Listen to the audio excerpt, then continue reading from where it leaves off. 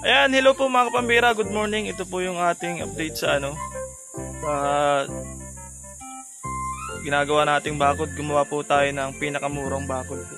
Kahit po mura, ito na po yung naisip natin na pang matagalan na bakod. Ayan po yung binili nating mga pamusti sa galing po yun sa junk shop. Mabibili nyo lang po ng 40 pesos ang kilo. Opo, 40 pesos. Tapos ang kakabit po namin ditong harang is yero lang para mabilis ang bakod lang po, kasi ito kung sisimintuhin po wala pa po tayong malaking budget. Kaya ito lang po muna yung natin. Ito po yung bahay namin na may mga puno ng saging. Ayan. Rangan lang po natin ng yero. Ito po yung papakapitan. Ito pong bakal na hawak-hawak ko. Pinapawelding natin dyan sa mga poste na binili natin. Nabili ko lang po ito ang halaga po nito ay 300 plus ang isa. 20 feet po ang haba. Opo. At yun, yung poste po doon, poste dyan, ilalabas po natin yan sa bakod. Although, sako pa po yan ng aming lote, lalabas po natin sa bakod kasi po yung Kanoreco, yung pong provider ng kuryente dito, para hindi na po magpapaalam kung magpuputol sila ng magpuputol sila ng or magre-rating sila ng kuryente, para kada na po pumasok sa bakuran. Pasok na pasok pa po yan sa bakuran namin. Kaya ayan.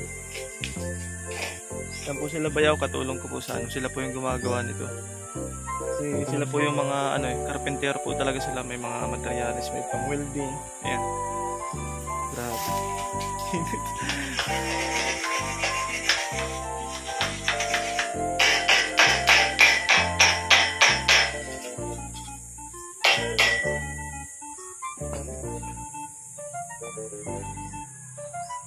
Ayun po sila misis dun sa dulo, ayun po yung mga poste na ginawa namin, Sinementohan lang po namin ng sa ilalim, may puting lang po para di po kapitan agad ng lupa, para hindi kalawangin. So ayan, mga scrap lang po yan. Pinagdugsong lang po namin yan. Yan. Para makatipid po.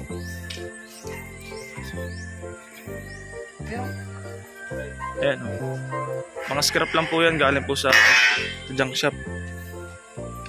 Ayan. So welding nga. Pinagdugsong-dugsong lang po yung mga tubo na scrap. Ayan. Ito po yung poste. Ilalabas na po natin yung poste dito sa bakod para Ayan po. Para po si Israel ay bilo rin po paglalaro sa loob. Kasi delikado po dito kasi may kalsada po ito. Kasi ito po yung bahay namin. Mahirap din po na ayan. Toy, tabi toy. Tutoy. Tabi.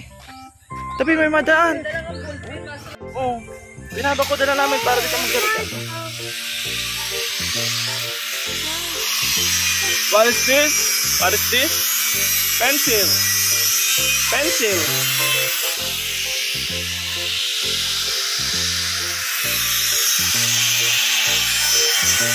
Kiswapa, kiswapa. Kiswapa, dali, kiswapa. Come on, come on, dali, kiss.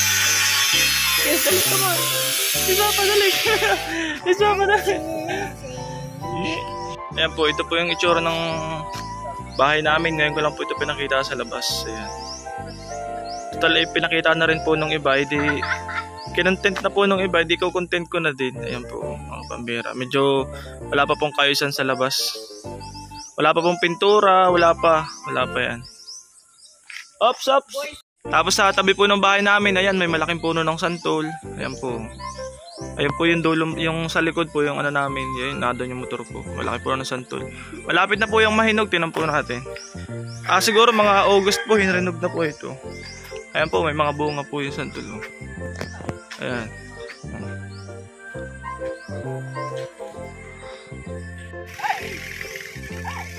Ayan, ito lang po muna yung natin ngayon, yung content natin ngayon. Dito muna po tayo sa bahay. Ayan. Wala pa pong kaayusan yung labas, wala pang pintura, wala pang gutter.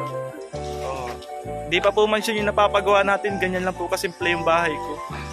Akala po nung iba mansion yung pinagawa kong bahay. Tabi Totoy, tabi, may madaan, dali, may madaan, dali. Yan po, may mga dumadaan po kasi.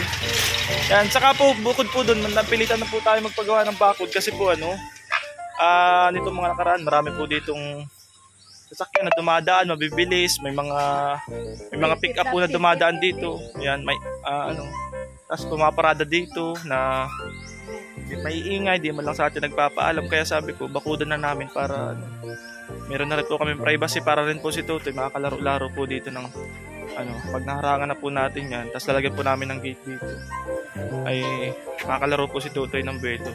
Hindi po nakakatakot kasi yan po yung kalsada, one way po yan, one way yan. Ayan. Ito po si Eli. Uy, yeah!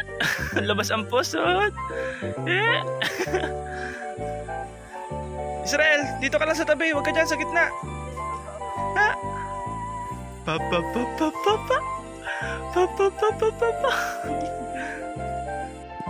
May saging pala tayo ditong malapit ng tibay, no? Pwede na.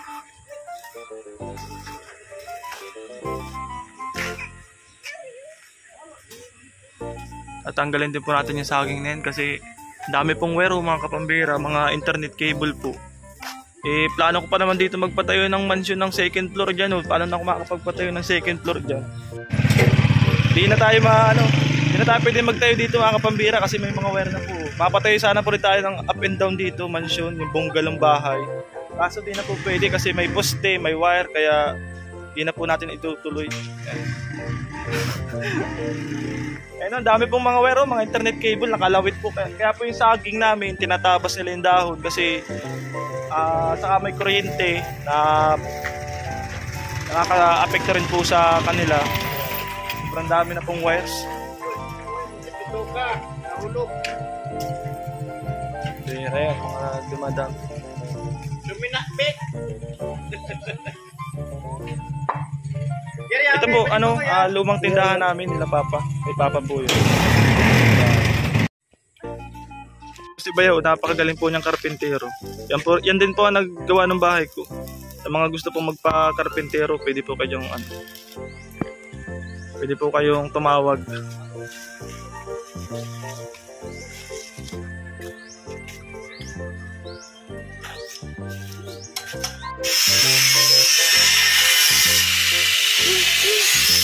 Ito po yung tindahan na maliit. Lalaman din namin po yan pag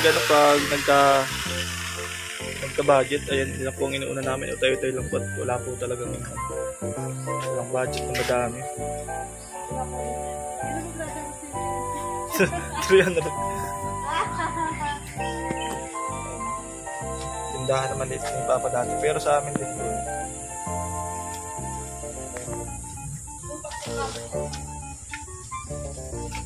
Lawak po itong lote namin dito. Nasa nasa 200 plus.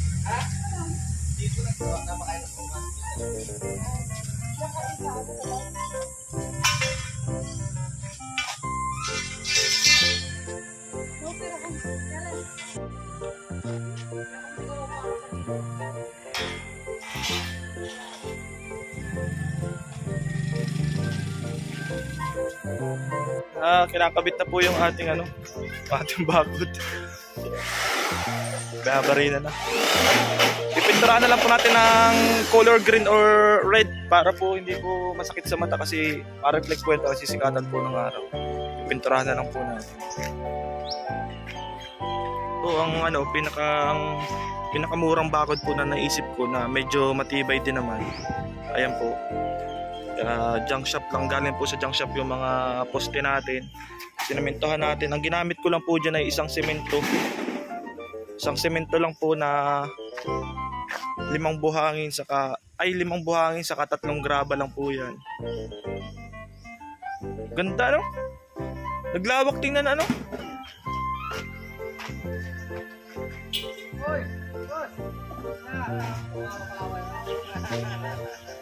And tapos dito po tayo malagay ng gate, kaso susunod na lang po yung gate ko at panibagong budget na naman po yan. Medyo ibababa po yan sa 5,000 yung budget dyan, kaya utay-utay lang po mga kapambihira. Yan. Ito po yung ko ng poste. Ayan galing lang din po yan sa junk shop. Matibay naman na po yan. Tapos dito po makalagay na po tayo dito ng mga taniman. Pwede na tayo makapagtanim-tanim kasi kung wala pong bakod, di po tayo dito makakapagtanim-tanim. Ayan. Yung saging, antayin ko lang pong magtigas yan. Pwede ko na pong tibayin yan. 20 euro po yung nabili ko. Nabili ko lang po ng 170 ang isa. Pinakamurang yero po yan. 6 feet po ang taas. Ayun, malaki-laki na po yung bakura namin. Lawak na. Gigita na lang po natin dito. At least po hindi na po masyadong hindi na po masyadong delikado kasi si Totoy po lumalabas po dito minsan. Naglalaro. Ay, may mga dumadaan po dyan, nakamotor, may mga nakasasakyan dyan. Yan pong kalsada na yan, saka pa po talaga ng namin ng lupa ay nagkasundo lang po sa barangay na bigyan na po ng magbigay na ng lote para maging daan po doon sa kabila. Kasi po ang right of way po talaga doon po sa kabilang street, hindi po dito. Kaso dinonate na po yun yung lote na yun para makapasok po yun. May mga bahay na po kasi doon sa kabila.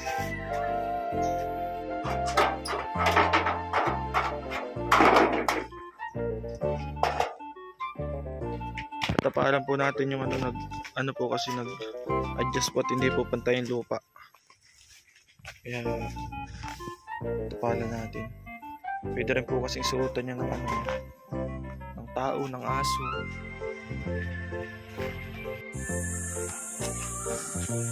Yan, nag-ano po tayo dito, nag-step up na tayo at paahon na po yung lupa dito para di na po magtabas ng para di na magtabas ng maraming hero. Sayang naman kung tatabasin.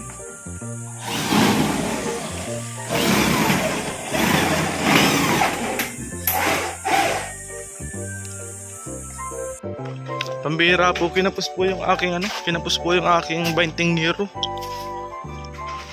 Di na po natapos, sa sunod ko na lang po yung tatapusin. Kinapos pa ng 1, 2, 3, 4, 5, 10 euro pa. Kinapos po tayo. To be continued na lang po yan. Yan na po. Ipinturahan ko na lang po yan ng kulay green o kaya kulay pula.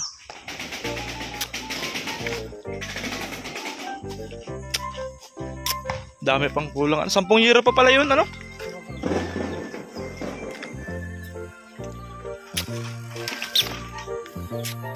Yan po mga kapambira, medyo medyo komportable na po kami dito at yan, may bakod na.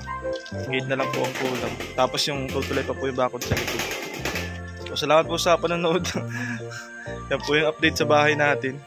Ito po yung bahay namin, Ayan, ito po yung bahay namin. Wala pa pong kaayusan yan. Wala pa pong masyadong kaayusan. Siguro po kung mansion po yung napagawa natin, talagang mas lalo sila maghihimutok sa atin kung mansion po yung napagawa natin. Ayan. Bali, ang nagastos ko nga po pala dyan sa bakod na yun ay yung yero po ay nagkakahalaga ng 4,000 plus yung mga poste po, yung mga bakal nagkakahalaga po ng another 4,000 pesos plus yung semento po ay magkano ba yun? Kulang-kulang 2,000 po yun plus labor pa. Opo, kaya kung susumahin po lahat ay kasama yung labor, mga nasa po kulang-kulang 20 something like that kasi yung iba po mga materyales, yung iba pa po mga materyales yung kung ibinabaray na natin dyan, tapos yung bakal na yan, yung balagbag, yun lang naman po, plus yung ginamit na grinder, yung mga talim ng grinder. Kaya kung susumahin po ay nasa 20k din po yung ganyang klaseng bako. Kung titingnan lang po ay napakamura lang kung titingnan, pero yan na po yung nakita kong pwedeng gawin na medyo mura siya pero na rin, matibay-tibay na rin pang matagalan. Kasi ang gagawin ko sana po dyan mga kapambira, ito pong poste na to. Ito bang poste na to, nagkuha po ako sa bundok ng pamuste. Ayan, ang tawag po dito ay kukudmon or kape-kape. Kaso naisip ko po na baguhin ko na lang po, palitan ko na lang po ng Yan, bakal na nga para pangmatagalan. Kasi pag hindi po nabuhay yan, 3 taon lang po, bulok na po agad yan. Pero ito po, pag nalagan po sa pintura, medyo matagal-tagal po yan yung bakal na poste. Yan, thank you so much po mga pambira sa inyo panonood. Salamat po sa inyong pagsuporta sa ating channel. Thank you so much po sa mga nagmamahan po sa kay Brother Jose. Thank you so much. God bless you po at salamat po sa mga sumusubaybay sa ating live ngayon. Sa ating mga live every 9 PM in the evening. Ayan. Thank you so much po. God bless you po at see you on my next vlog. Bye-bye. Update. Magbablog po tayo ng update dito sa bahay, yung mga ipapagawa natin. Opo. Ayan. Thank you so much po. Bye-bye.